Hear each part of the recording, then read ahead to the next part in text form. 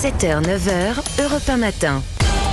L'édito politique sur Europe 1 avec Le Figaro. Bonjour Alexis Brézet. Bonjour Dimitri, bonjour à tous. Alors dans une interview au Figaro, Dominique Régnier, le politologue et directeur de la Fondapol, s'inquiète du fait qu'un certain nombre de Français pensent que le système s'est ligué pour empêcher la victoire du Rassemblement national, qui est pourtant le premier parti de France. Est-ce que ce sentiment, Alexis, pensez-vous, va prospérer ? Ce qui est indubitable, Dimitri, et chacun l'a constaté, c'est le fossé qu'il y a entre l'état réel des forces politiques dans ce pays, tel qu'il a été mesuré aux européennes au premier tour des législatives, et la traduction parlementaire qu'en donne le second tour. En clair, le pays n'a jamais été aussi à droite, et ce sont la gauche d'abord et le bloc central ensuite qui dominent en nombre de sièges la nouvelle Assemblée. Le RN de Jordan Bardella obtient au premier tour 1,5 million de voix de plus que l'NFP, 4 millions de plus qu'ensemble, et à l'arrivée, il a moins de députés que les uns et que les autres. Et évidemment, il y a là de quoi nourrir la colère des électeurs RN qui ont le sentiment qu'on leur a volé leur élection, mais aussi la frustration de ces Français de la droite et du centre, hostiles à Marine Le Pen, mais qui ne se sentent pas, mais pas du tout, LFI ou socialistes pour autant. Alors certains parlent de hold-up démocratique et font un parallèle avec le référendum de 2005 sur la Constitution européenne. Et je ne crois pas qu'on puisse dire cela, parce qu'en 2005, les Français, dans les urnes, ont répondu non. Et ensuite, les partis ont fait le contraire. Là, ce n'est pas le cas. L'Assemblée nationale qui sort des urnes est incontestable et incontestée.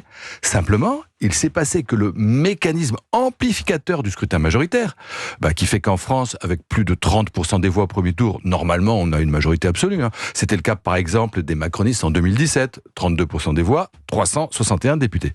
Eh bien, cette mécanique a été délibérément enrayé par la mise en place du Front républicain, qui a profité un peu à la gauche, davantage aux macronistes et aux LR, et qui a ruiné les espoirs du RN. Alors c'est vrai, c'est une manœuvre politique, mais est-ce que c'est un vol pour autant ? Si cette stratégie mise en place par les états-majors a fonctionné, c'est que les Français ont voulu qu'elle fonctionne. Selon l'Institut Ipsos, 72% des électeurs qui s'étaient mobilisés pour la gauche au premier tour ont voté au second tour pour un candidat Macron. 54% des électeurs macronistes et 29% des électeurs LR ont choisi de voter pour la gauche, non LFI. Ils n'ont pas été forcés. S'ils l'ont fait, s'ils ont voté sans plaisir pour des gens souvent très éloignés d'eux, c'est bien que le RN continue d'inquiéter. Alors, est-ce que c'est Jordan Bardella qui a semblé trop inexpérimenté, son programme qui n'a pas été jugé sérieux, l'absence de personnalité de premier plan annoncée dans son gouvernement, des candidats mal sélectionnés, dont un certain nombre ont tenu des propos insupportables, sans doute un peu de tout cela, mais à l'évidence, le RN et beaucoup d'observateurs avec lui ont surestimé l'état d'avancement de sa dédiabolisation. Alexis, est-ce que vous pensez que cette contre-performance du RN peut enrayer durablement sa dynamique ?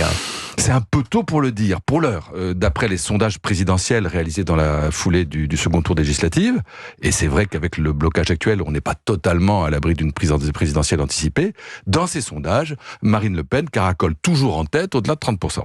Après, il faut voir comment ces législatives vont infuser dans son électorat.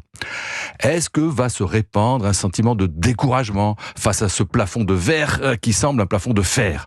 Sur le thème, finalement, ça ne marchera jamais. Est-ce qu'au contraire, ces partisans vont puiser un surcroît de détermination dans cet ostracisme dont ils s'estiment victimes, et s'y dire qu'au fond, ce n'est que partie remise ? On verra bien. Mais une chose est sûre, si un Premier ministre NFP décide d'ouvrir grand les portes à l'immigration, de brider la police et de désarmer notre politique pénale, c'est pas ça qui va faire reculer Marine Le Pen. L'édito politique sur Europe 1. Merci Alexis Brézet. Et à la une du Figaro, impôts, taxes, retraites, SMIC, l'alarmant projet économique de la gauche. Et donc à retrouver cet entretien avec Dominique Régnier de la Fondapol. Merci beaucoup Alexis.